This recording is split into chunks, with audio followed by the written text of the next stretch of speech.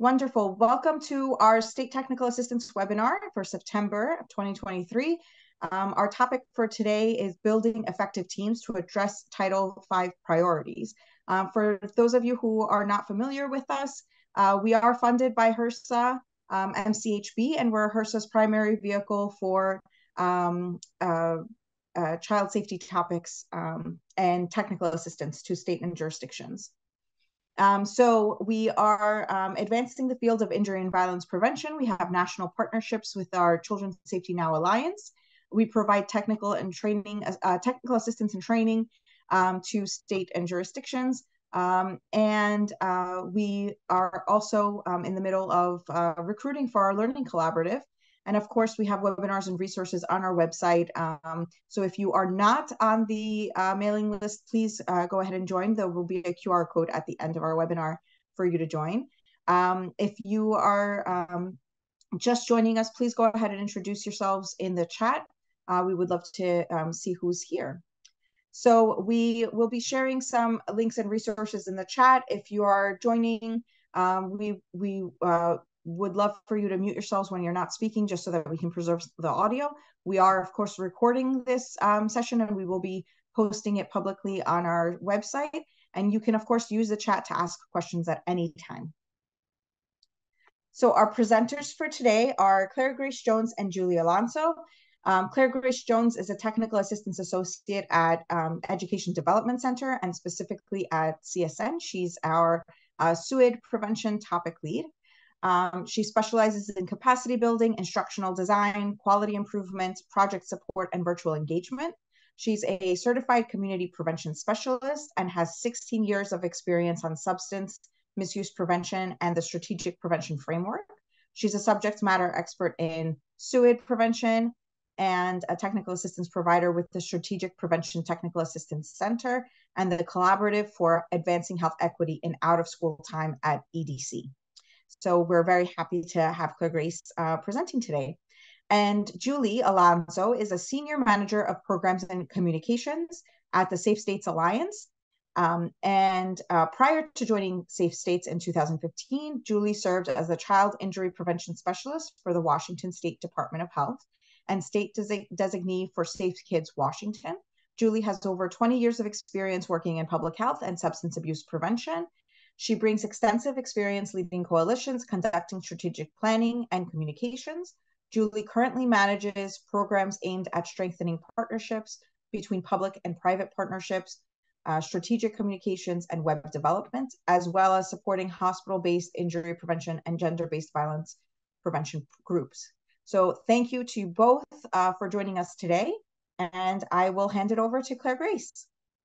Thanks, Maria. I was so excited to get to take some of the lead on pulling this together. Talking about capacity is one of my favorite things to talk about. I really feel like so much of the work we do across public health, whether it's substance use prevention, violence prevention, whatever it might be, that so much of it comes down to really having this good foundation in both assessment and the ability to make good data-driven decisions and capacity. And I actually think capacity also really drives your assessment and ability to make good data-driven decisions. It's all about who's at the table, whose voices are being elevated, and how you're able to implement and spread your work. And so I'm really excited to get to talk to you about this today. I think just, setting this frame for thinking about what that foundation looks like, that we, are always thinking about how to ensure that we have broad and diverse representation, whether that's on your state topic team or your, team that's addressing a particular area or initiative. And then also thinking about, who's helping you implement and spread the things that you're working on. And so it's all about increasing capacity. I think the reasons that we want to do this, many of us are already familiar with, but it creates an early feedback loop. You may have folks on your team that are able to anticipate that for cultural norm reasons or, other like factors within a community, that's something that you're planning to do may not go as you intend that it might go. And so you have this early feedback loop to help really think about quality improvement and what are some of the barriers that we might anticipate in the things that we want to implement and the evidence-based strategies that we want to utilize. What maybe are some of those barriers going to be, and how can we think about if we need to make adaptations, or if we need to think about what we're choosing to focus on, or to changes to test, all of those pieces. It really helps sort of back that further up into your process from the beginning. Also helps build buy-in. I've been doing, coalition, community coalition, and also technical assistance and support at the state level for a long time. And what I've really seen happen is the earlier you bring people to the table, the more likely they are to be engaged in what you're doing, to support what you're doing. It builds buy-in, it builds sustainability.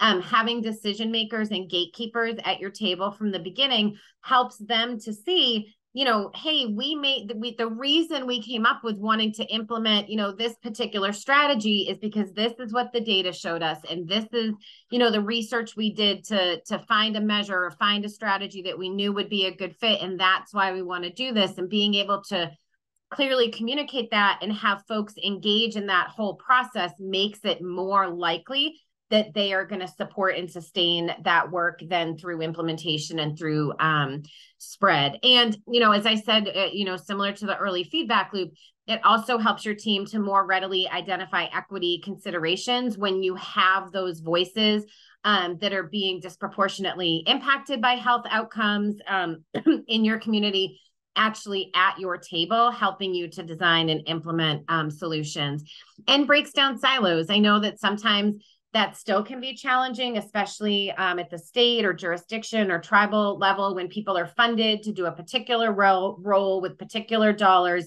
But the ability to really look for shared outcomes, shared opportunities to work together to layer funding or to braid things together, or to be just spreading each other's, messages or giving input into data that maybe you have access to. This work really helps break down those silos when we have a shared mission of keeping children healthy and preventing injuries and violence. When I think about capacity, I've worked, like I said, I've worked with coalitions for a long time. I've worked on coalitions, with coalitions for regions and states as well. And I think sometimes when we are at the start of a project, or we're thinking about forming a team or a coalition, we jump right to the who. Who do we need at the table? We need, someone from this department, and we need, someone from this department. And that's really important. But I think there's like a pre-step to that in thinking about building capacity, of really thinking about what are the data, the skills, and the resources that you need? And then who has the access or the permission or the expertise in those skills? How do their mission and goals align with your work? How are you going to be able to articulate then what's in it for them? And how do you make that connection? And so really starting out by thinking, what are some of those do we need somebody who is going to be good at the project management part of this? We'd love someone who has some social media expertise. We'd love someone that has, that is an epidemiologist, or just someone maybe that's great about sharing data and making, being able to kind of explain to the folks that we're serving what all these numbers mean, or why we're doing what we're doing, and someone who could really do that data translation. And so when I think about building capacity, I think about starting with all of those questions and then moving into the who of, okay, so now who is the person that brings that skill, that access to that data that we need, or brings resources to the table. And today we're going to spend a little bit of time talking about that. And then we're going to go a little broader out when Julie shares some amazing tools that Safe States has to support this work, and really thinking about the who piece of the puzzle. And then I always just think it's worth mentioning this idea of thinking about non-traditional partners. We often think of the same few people, or the same few people are volunteering to, be on our committee and be engaged. But looking outside that sort of usual scope, or even outside our usual field, to think about who else maybe isn't in injury and violence prevention, but they have a shared connection with us. They're maybe working toward a similar outcome to have healthy youth in the state or in the community.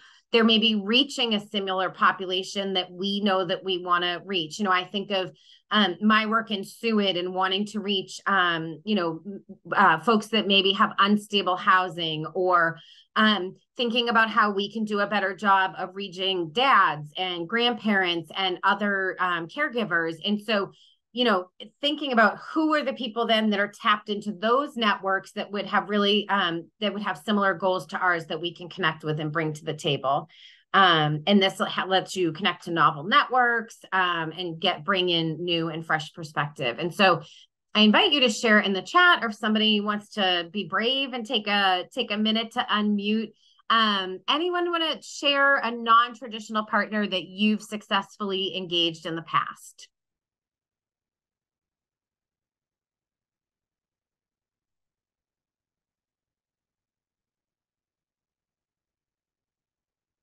I'll give just a minute. I know it takes a minute to type. I'll share. This isn't maybe as quite as specific to building like your state team, but when you think about kind of like implementation and pilot sites and things like that, when I worked in substance use prevention, I had somebody that I worked with who ended up, I don't even know how this conversation came about, but she ended up connecting with local funeral home directors in thinking about drug take-back days and addressing non-medical use of prescription drugs and how you kind of get those out of people's cabinets if they're not using them, so youth don't have access to them. And so she ended up creating this amazing partnership with funeral homes to share information with families of how to dispose of medications that might be left over that they didn't want to have around their home. And it ended up being an incredibly successful program. And, working with funeral home directors isn't necessarily something in substance use prevention that you sort of think of like, who am I going to have at my table? Law enforcement and school people. But it ended up being an amazing partnership. Oh, great. And now I've rambled on long enough that folks are sharing in the chat.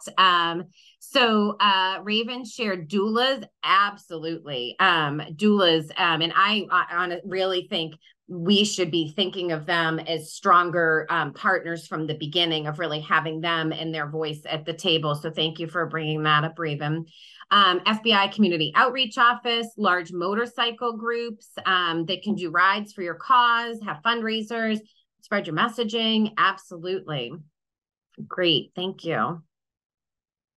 So I want to, we wanted to make sure this was a little bit interactive. Nobody wants to I could listen to Julie talk all day, but nobody wants to listen to me talk for the whole first half hour here. So I invite you to join. I'm going to stop share, to join I made a poll everywhere just to do some quick brainstorming. Maybe you've already thought about this. Maybe this has your wheels turning a little bit.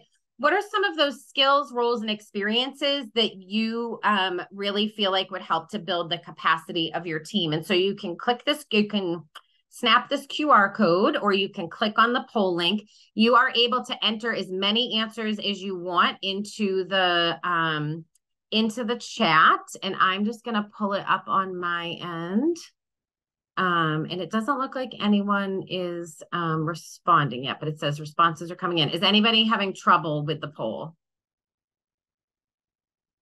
Okay, great. So we'll take a minute. Oh, you're having trouble with it. Okay, so let me make sure. Oh, you know what? I might have to reactivate it. Okay, I just reactivated it. I did it before we started, but I think maybe it timed out. It's working now. Perfect. Thank you. Oh, and you can hear a very large garbage truck behind my house. Okay, and I'm going to pull up to present. Oops. And let's see, let's go back to all right, so we'll give just a minute. And I'm going to share my screen to pull this back up. Oops. Now you can see all the things on my screen. Whoops, which is why I don't usually do it this way. I hate that. Okay, there we go. All right. Clear Grace, we can't see it. You still can't see it? Oh no, what happened? Yeah, it stopped working when you switched screens, I think. Okay. Is it I'm sorry. This is what happens when I try to put fun bells and It's open whistles. again now, so everyone Okay. can enter their. Oh, great. Okay. Yay, or answer. I'm sorry. So if you answered before, try to go in and answer again. And awesome. Okay. So what are these are great. I think also think about some specifics. So if you're thinking about diversity, what's the diversity specifically in your community that you need to bring onto your team? Is it that your data shows that Indigenous families are more impacted? People of color? Is it folks that represent the urban area in your community? Yep, bringing families, parents, fathers. Are there other specific skills maybe that you want to increase the capacity on your team of, having somebody that's social savvy with communication or media? Great. I see data really big on here. Awesome. Fathers, media, messengers. Yep. Native communities, evaluation. Awesome. All right. All right, thank you. Feel free to, I'm going to stop the share, but if you're still typing things in, feel free to keep adding. And I'm going to bring back up my slides as soon as I can find them here. Here we go. And I'm going to share, and I'm going to do it from this slide. Awesome. All right. So these were a few examples. So that was great. Those are great examples. Feel free to keep sharing in the chat. Also, these were a few that I thought of specifically to this work. And so thinking about someone on your team that's really knowledgeable or passionate about quality improvement, I think there's lots of folks that have some knowledge and skills about it, but I have definitely met folks that they are like, they eat, live, and breathe QI, and they embrace it and love it. And having someone like that on your team, it could probably be a huge asset. Access to data at epidemiologist. I love that someone brought up evaluation. I didn't actually have that. I didn't have that on here.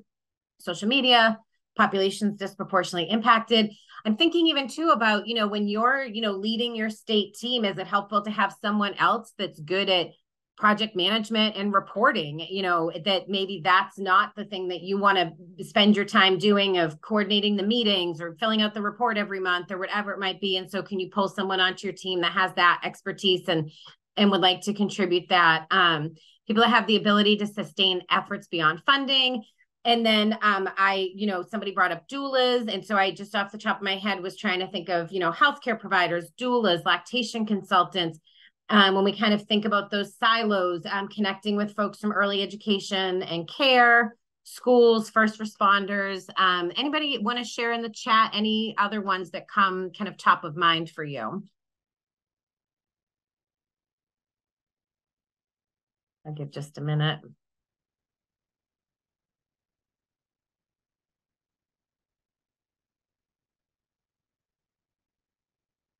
Okay. Oh, I see this one. Let's see. Faith leaders. Yeah, absolutely. Yep. Cultural organizations. Yep. And some departments, I know I was talking to somebody who said that their State Department of Public Health now has cultural liaisons. And so they were considering bringing that person to work more closely on their topic team. Government health services, adolescent organizations, businesses. Yeah, absolutely. Great. Scouting. Yep. Especially topics that are reaching youth. And I often find too that I have a lot of history with Girl Scouts, and I find not only, being able to connect with youth often through that organization and have that like youth leadership voice, but that often the adults that are involved in scouting have a lot of connections. They have a lot of different like social networks and connections. And so they're, I think, often a great network to reach also. Community health workers, school nurses. Yeah, these are great. Well, feel free to keep them coming. And then we now are going to do a short breakout just to give you an opportunity to have a chance to just talk to each other for a few minutes about this. We are going to, Kristen is going to put us all in breakouts for about 5 minutes, and just an opportunity to talk with those in your group about who already is at your table. Is there a non-traditional partner? Is there someone who's, excuse me, who really is supporting and moving your work forward. And then also, what skills would you like to add? And so we're going to go into breakouts for 5 minutes. All right. Actually, I'll stay on this one. We debrief. All right. I think it looks like just about everybody's back. Oh, a few more. Okay, I think now we have everybody back. So anybody want to share what you talked about in your breakout?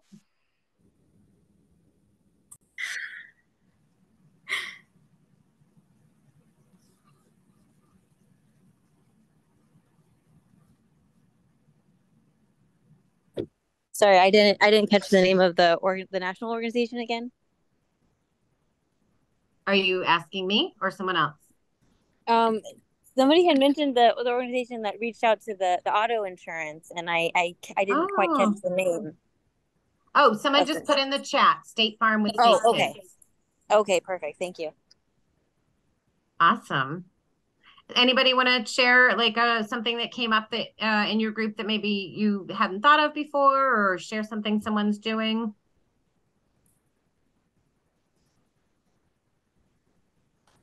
Oh, Claire Grace. Yes, ma'am. Oh, Jenny great. and Bethany added in the chat. So Jenny is saying, we talked about having a broad range of partners.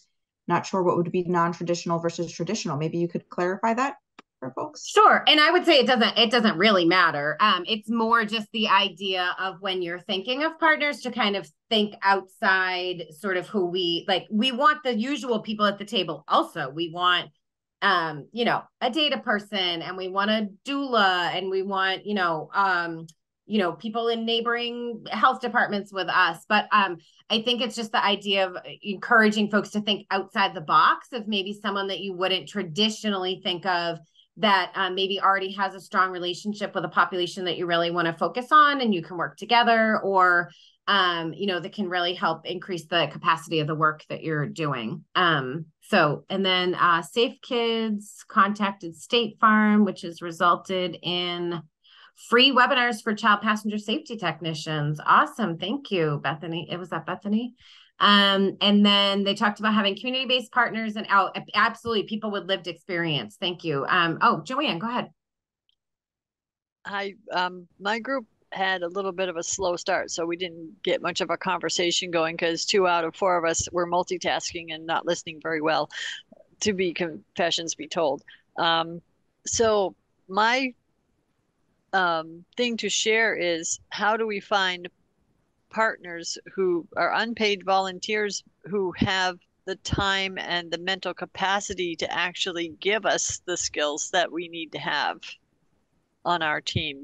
I have a lot of overlap in injury prevention, where the same people end up attending like 4 different meetings that I hold, and they get kind of tired of seeing the same faces around the table. It's like, I've already been to 2 meetings with you today on 2 different topics. Why do I need to attend 4 more meetings with you this month on other semi-related topics? So how do we keep it fresh? I think that is such a great question. And I will say, I think folks, if they want to share in the chat, I think the answer is probably more than I can articulate in the next 3 minutes.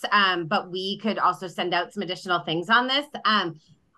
It's a great question. And so I think thinking about how you compensate people for their time, especially people that are maybe coming with their lived experience as a parent, as somebody who has experience in the particular topic area that you're focusing on, or folks that work at other community organizations. And so thinking about, is there a way to offer stipends to cover transportation, things like that within your funding, or being able to apply for, more flexible funding to do those things. I think there's also other ways sometimes that you can, like a project that I work on, we wanted to have some actual providers doing the work, review some materials for us, create some materials and review them with us. And we did not have the ability to compensate them for the time, but we asked if they would be interested in helping and that we would acknowledge them on the document as having helped like create it and edit it. And so their name would then be on this like national publication that we were creating. And so I think trying to get creative and finding out how people would like to be acknowledged or compensated for their time. And then I think sometimes, you know, again, sometimes it gets a little tricky with, what am I doing?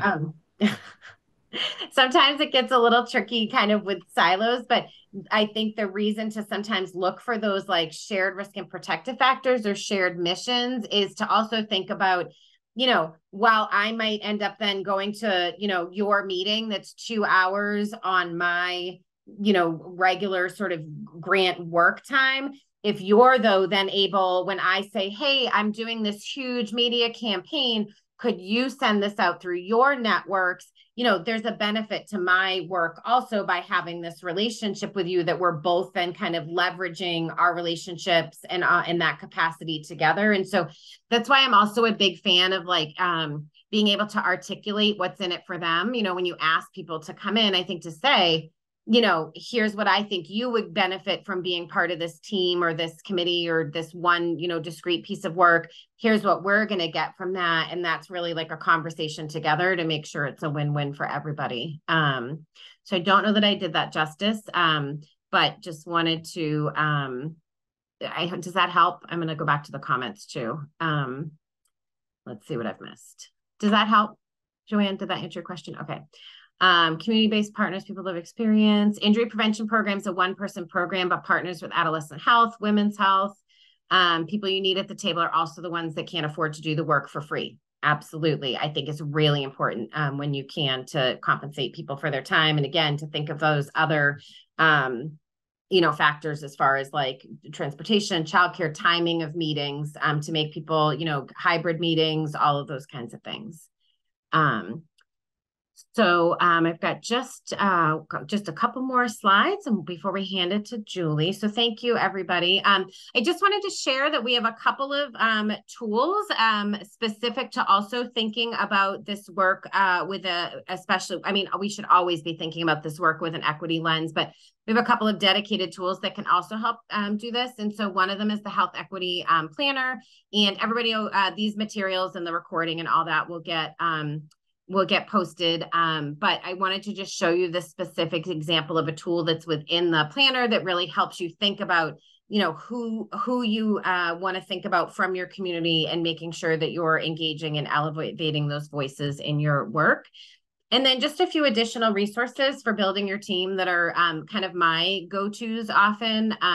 There's this prevention, collaboration, and action toolkit from EDC. CSN's housed in EDC, and this was a collaborative from another project. There's a whole bunch of great tools that you can kind of search for depending on whether you're like just getting started or trying to sort of reinvigorate things or whatever you're doing. There's a lot of great tools for working with partners on there.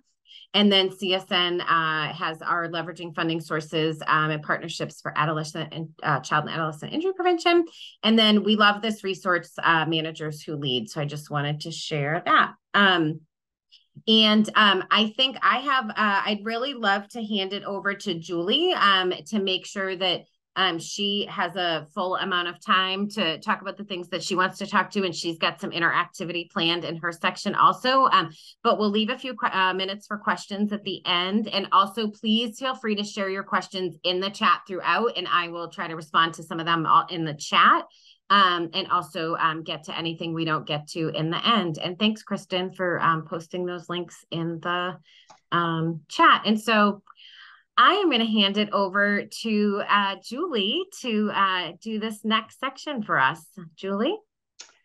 Great. Thanks, Claire. Can you hear me okay? I'm hoping so. I don't see any thumbs or any. Sorry, I gave you a thumbs up, but I was super quick. Yes. No, that's okay. It's only showing me now, so I can't see any of you. So if you're flagging me, I won't actually know. So just speak up. Julie, if you want, you can usually change that right in the top of your screen. If you hover over the video, if you choose that little gallery icon, like if it's, I find it helpful when I'm talking to see other people's faces and not to talk into the void. So you can toggle that if you'd like to. Thank you. Thank you. Well, again, thanks for having me and inviting me to come out and talk with you all. This has been a great discussion so far, and I hope that what I can try and cover in my kind of quick piece here will just continue to build on some of those discussions that have already started taking place. So again, I'm Julie. I'm with the Safe States Alliance. And for those that are not familiar with Safe States, we are a national membership association dedicated to strengthening the practice of injury and violence prevention. We have over 800 professionals from various backgrounds, state and local health departments, hospitals, nonprofits, federal government, universities, etc., all coming together for this common purpose. I am joined today. I want to acknowledge Deanna Fulton is our consultant that actually is the person that put together this training series that I'm going to talk to you about today. And so she is here with us on the call. So as we go along, if questions come up, Deanna, that I can't answer, feel free to chime in. Or if there's something I overlooked that you think is really important for folks to know about, you have my permission to interrupt me and add that in or put it in the chat. So thanks. Will do. And I'll just say hi so people who have gallery open can see me. Hi, I'm Dina. Thank you. So a quick background about why we're focusing on partnerships and this Essentials for Training series is, quickly back in November of 2020, Safe States released the roadmap that could you actually go back one slide? There we go. Thank you. This roadmap here, the Strengthening Partnerships. And really it was a set of tools to assist public health and business sectors with navigating the development, implementation, and evaluation of partnerships. While we were developing that, what we learned is that there was a need for really a supplement that provided really practical guidance for people that were working in public health specifically to help kind of prepare them to develop successful partnerships with businesses in their community. So then we developed a prequel that we called it to the roadmap, which is called Prepare. And all of these are housed together in one place on our website. And we released that Prepare section last year. Each of those guides provide examples and valuable resources for developing relationships to advance health outcomes in your community. So I would really encourage you to take a look at those. But as we develop those, then we realized, so this is I laugh, I call this like if you give a mouse a cookie scenario, then we're like, oh, and as we kind of peeled back the layers, we realized that there was still another crucial piece that was missing, and that we needed to provide some additional support around how you build partnerships and really how to do those, what some people call soft skills. We call them essential skills. And it's how you develop and maintain those crucial partnerships that you need to do the work that you do. Now you can go to the next slide. Thank you. So part of the reason why, right? Why did we call it essential skills? Why do we need these? Well, what we realized is that there were lots of challenges between sectors, right? Public health and business, or sometimes it's called non-traditional partners, right? We don't all speak the same language. We don't all come at this work in the same way, don't have the same values, maybe. And realizing that folks working in public health, this isn't these soft skills and how you build relationships and have successful partnerships isn't necessarily a skill that they teach you, right? You're just kind of expected to know how to do it, but there are really some key pieces to it that I think some training is necessary, or at least some practice. And as we know, and as we learned in every interview that we had while we were preparing these materials, is that relationships are the key piece. So being able to develop relationships, maintain them, and then also knowing when to sunset relationships or when to kind of break that is also a really important skill on how to do that in a helpful and productive way. The next slide, please. So the Essential Skills for Partnership series was developed, and this is an online set of modules. Each, there were 3 of them, and they're each less than 30 minutes, all on video. And Dina, our lovely trainer, walks you through materials, and then there are pauses in between to do some interactive activities that you can do as an individual, or you could even do it with your team. And then we have a whole set of relevant resources to help you as you learn and progress through the series. The next slide. just to quickly show you what the 3 modules are all about. The first one is on preparing for partnership. It talks a bit about partnerships being a part of your long-term planning. And that was one of the comments I was going to say to a question that came up earlier. When you have a lot of times multiple people that you're asking to participate, sometimes that happens because we tend to rely on those usual suspects or the people that we already have relationships with. This module 1, some of the helpful pieces to that are so that you can really think strategically about who you're asking to come to the table, why you're asking them to come to the table, what they bring to the table, and helps you to really think through maybe you have some gaps or maybe there's some opportunities in your community to bring some new voices to the table. So I would encourage you to kind of look at this particular module to kind of lean in on those skills. You can kind of read those here. I don't want to spend a ton of time there. So we'll go to module 2, and that is really on building trust. Lots of really great activities and lessons in there about how to build trust and how to look at values and how you can recognize challenges and build from those, how you can really plan and be proactive, thinking about power sharing and some meaningful community engagement. And then in the 3rd module, the inevitable, managing tension and conflict, right? We're dealing with people. So therefore, there will probably be some sort of tension from time to time. And so there's quite a few resources there on working through that and then really analyzing it and knowing when maybe it's time to sunset a partnership. So those are all kind of contained in there.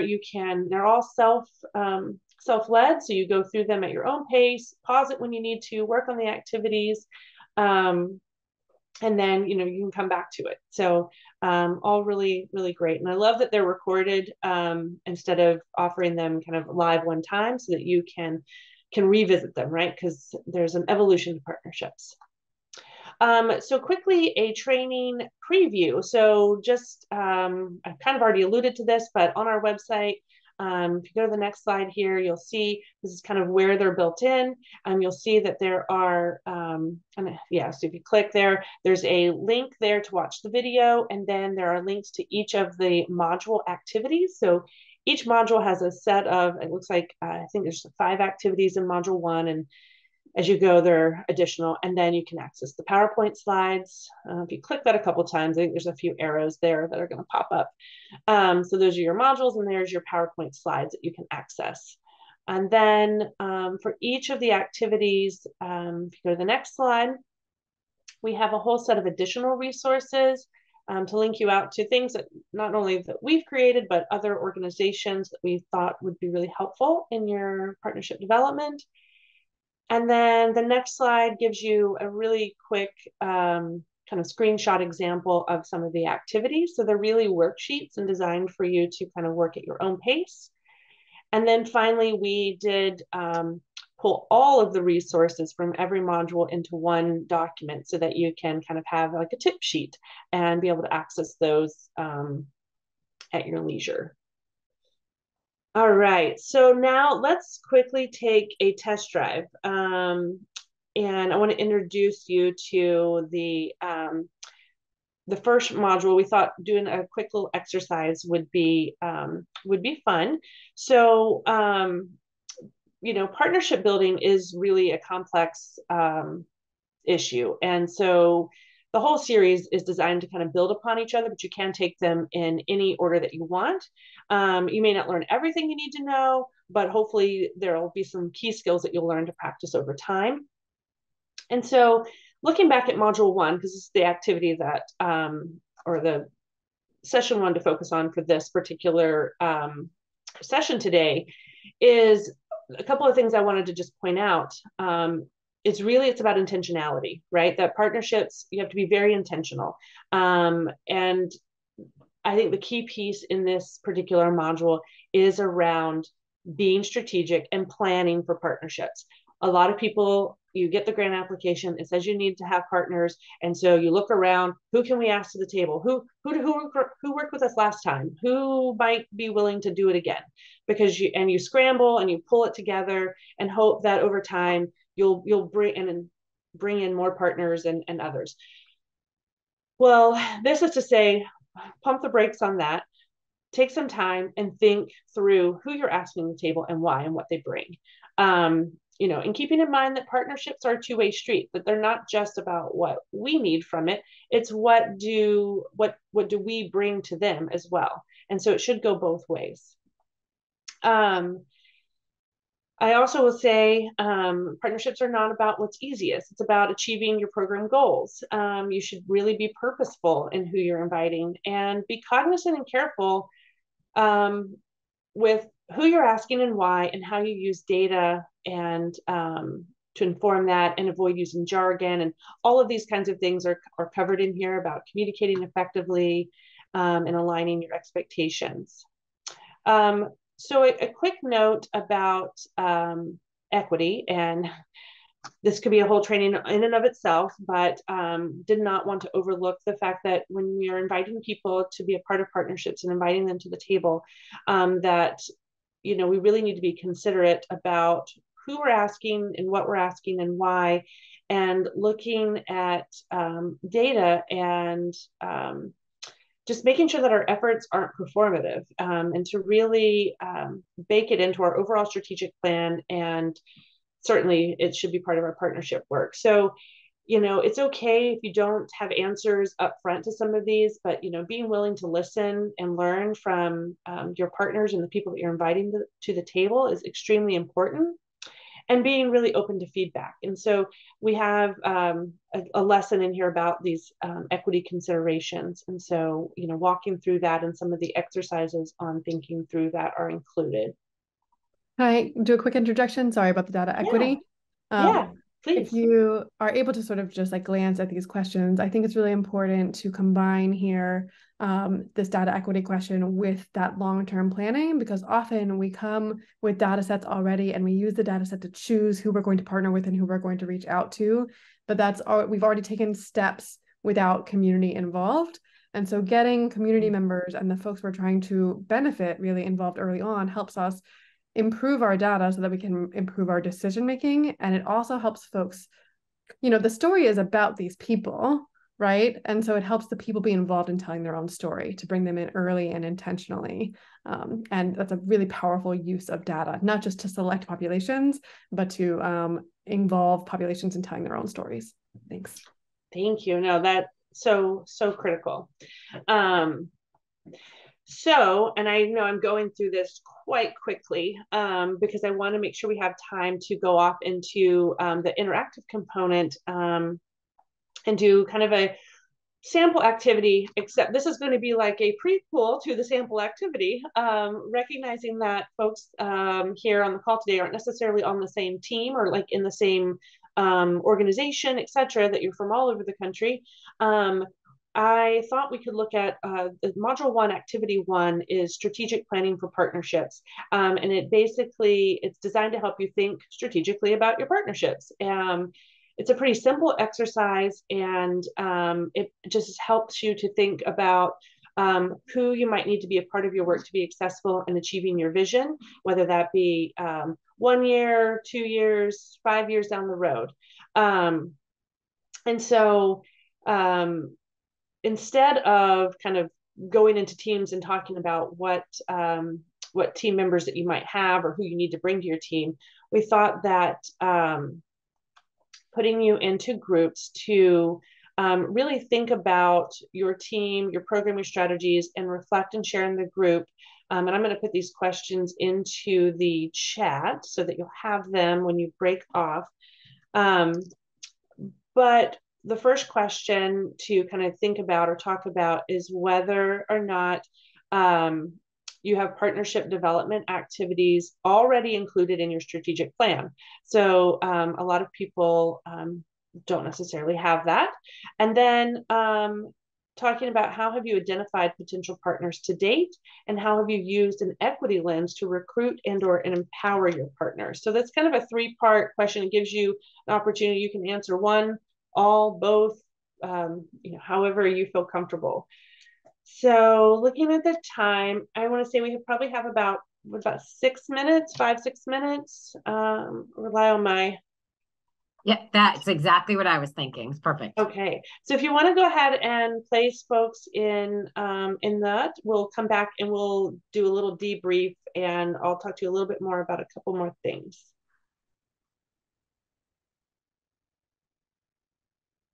All had I hope you all had some really productive conversations. I know we did. And so this reflection, I just wanted to hear what did you guys talk about? How'd that go? Did anybody come up with any like great new fantastic ideas, or you heard a fantastic idea that you wanted to share with the group?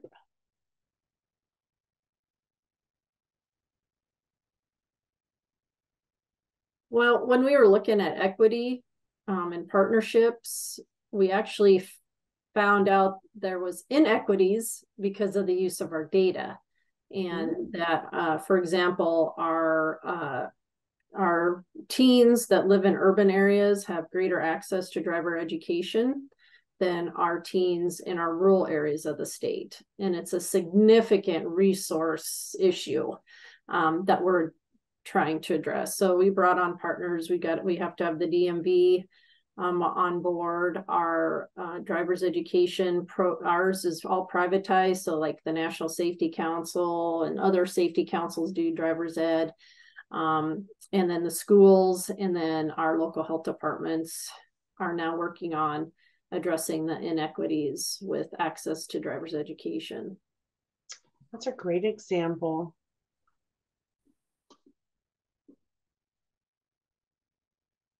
Did anybody else notice specific voices missing from the table, or have any conversations around that and how you're engaging those voices?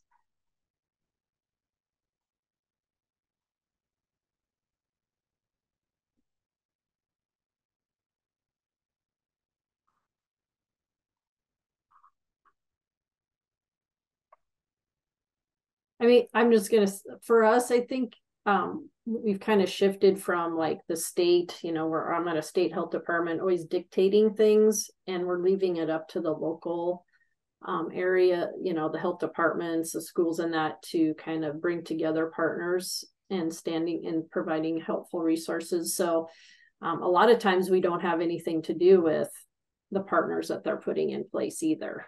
Because they know their people better than I do. I mean, sure. Do you guys provide TA to the groups that are coming together? Yes. Yeah.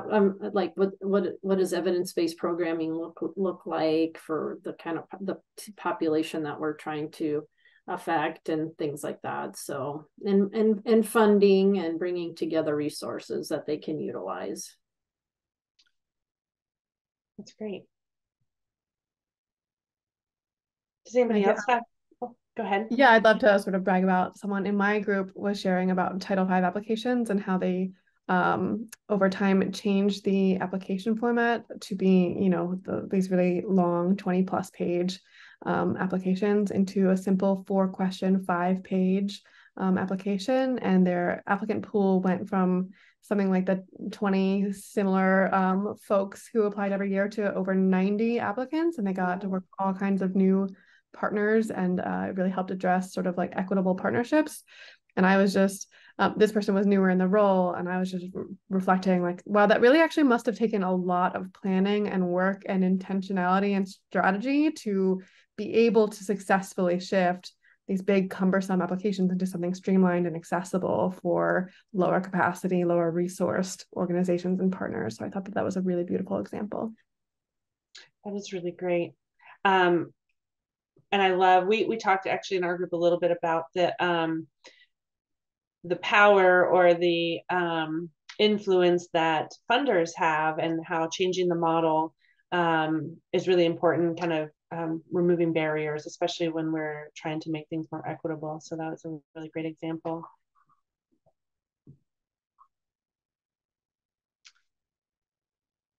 One of the things that I was going to add, and I kind of just jumped us right into the activity, is when you're looking at this particular sample activity and you're listing out partners and you're trying to think strategically, and it asks you to list out the decision-making power that the individual has. So you're listing out potential partners and their decision-making power, is to really kind of think about this with that equity lens too, and remember that community members or the marginalized groups that you might be trying to target, either you may struggle to jot down what power do they have, or, you know, maybe it doesn't seem like they have power in the traditional sense, or maybe, you know, maybe they don't think that they have any power, you know, and this can be for a variety of reasons, you know, past harms, which is a topic that's covered in module 3.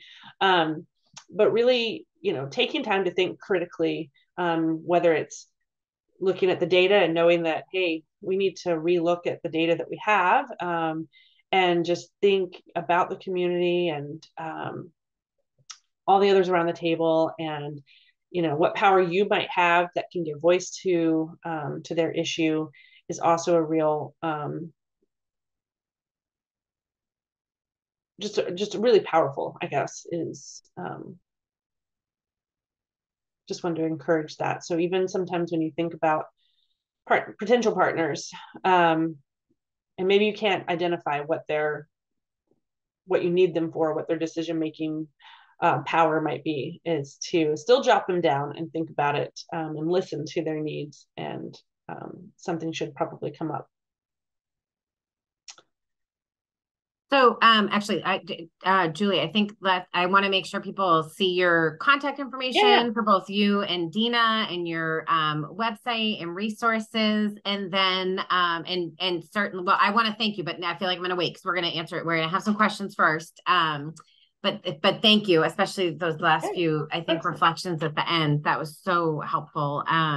So we have just a few minutes. Does anybody have any questions about any of this, or even just something that is like top of mind for you while we're all on here as peers together? Any questions for Julie or Dina, for me, for anyone else on the call?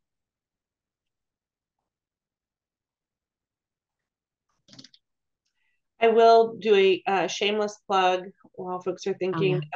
We, on Friday, tomorrow, we actually have another roundtable where actually Dina will, it's really a peer roundtable of just talking about content that's in the modules, whether you've completed the training or not. You can attend that and just talk about and share ideas and ask questions about partnership development. So I put the link in the chat if anyone would like to attend. Thanks, Julie.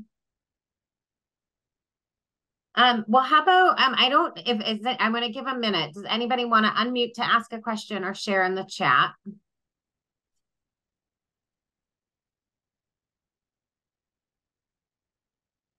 All right.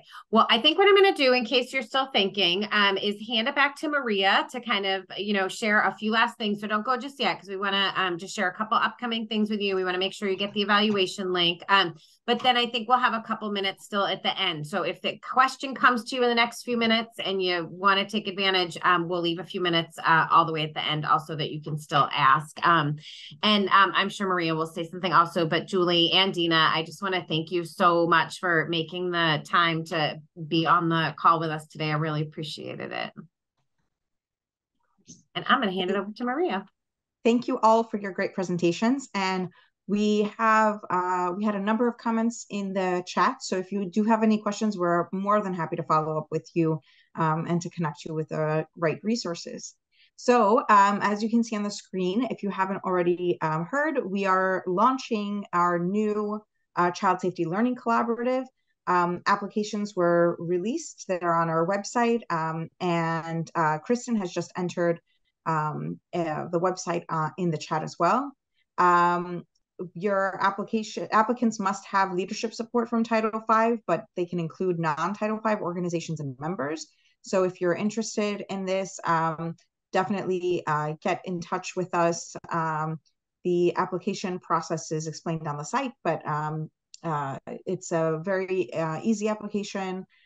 So if there's anything that you're interested in, you can scan the QR code or click on the link, review the application, let us know. We're focusing on 4 topics: suicide prevention, and Claire Grace is the topic lead for that. suicide and self-harm prevention, which I'm the topic lead for that, bullying prevention, and motor vehicle and traffic safety. Motor vehicle traffic safety includes child passenger safety and teen driver safety. So please go ahead and visit our website and let us know if you have any questions. So, and of course, we are here for technical assistance, and one of our very popular things is our newsletter. So the QR code on the right side of your screen is our newsletter sign up. If you don't already receive our newsletters, please go ahead and sign up. So you'll get information about upcoming events, opportunities, any of the resources and tools that we release publicly will be shared through the newsletter. And finally, we really promote continuous quality improvement, and we try to practice what we preach. So the QR code here, and there's a link in the chat as well, is for you to send some feedback for our evaluation. What did you think of our webinar today? And of course, if there are any topics or issues that you would like us to address in future STAWs, we would love to hear from you. Our state technical assistance webinars are very responsive to the feedback that we get from states. So we would love to hear from you and be responsive to your needs. I see a question in the chat. Does the state apply just once for the CSLC, or does each division apply? Do you mean by topic, Samantha? I don't know if you can unmute and ask the question. Yeah. Like by topic. Would our trauma and injury team apply separately from our MCH if we're seeking to work together? Or no, you would just apply once, and you can indicate who the team members are in the application. So you'll see in the signature section, you have an opportunity to include multiple team members. Okay, but you are saying that if we wanted to do multiple topics, we would apply? If you're doing multiple topics, you can indicate that on the same application. Okay, that's what I thought. Okay, cool. Thank you. And if you're new to the CSLC, we usually recommend picking 1 to 2 topics. And then if you click on that link that we shared, or the QR code, or email any one of us, we can actually give you an individualized link for your state that you can share with others, so that you can make sure that everybody who is from the different topic teams, that you can get the couple of signatures at the state level that you need and tick off the boxes for which topics you want to do. But it's intended to be easy to share amongst multiple people, but have one application that you submit. And the email for that is just on the website to pull up. Yeah. Oh, you know what? Kristen just put, you can email csninfo@edc.org and just tell her what your question is, and we'll make sure that you get the link for your state. Thank you. I see there's another question from Aubrey. Yes. So the application is intended for the top level leadership at the state. But of course, once you actually start the CSLC, you'll have an opportunity to identify your team members, any partners, any pilot sites that you're working with, and include them in the teams to participate in the monthly meetings. And we have a few CSLC veterans on the call. So if there's anything that you can add, please feel free to do so. And I just want to say, as far as the application, that maybe it looks different than before, that we just wanted to keep it really low threshold of there was signatures that were required to apply. And then you'll have the opportunity after, as things are getting started, to really think about who those members of your team are, if you know them already, or who you're, thinking about looking to add, but you don't have to fill all that in now.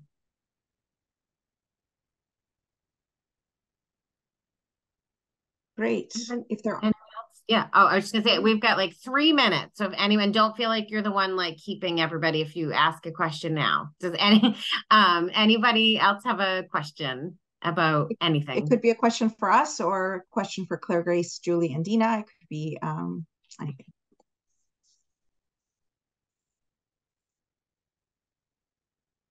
Great. All right.